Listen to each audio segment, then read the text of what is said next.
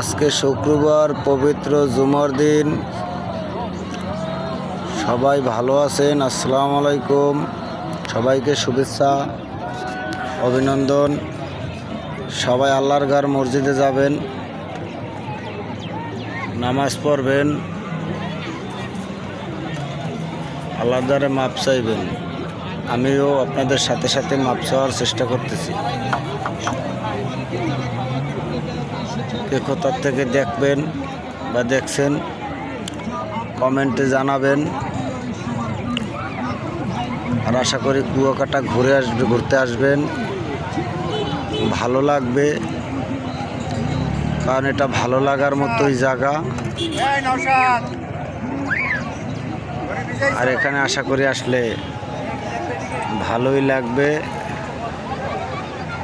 কারণ ভালো লাগার জায়গা আসলে তো ভালো লাগবেই।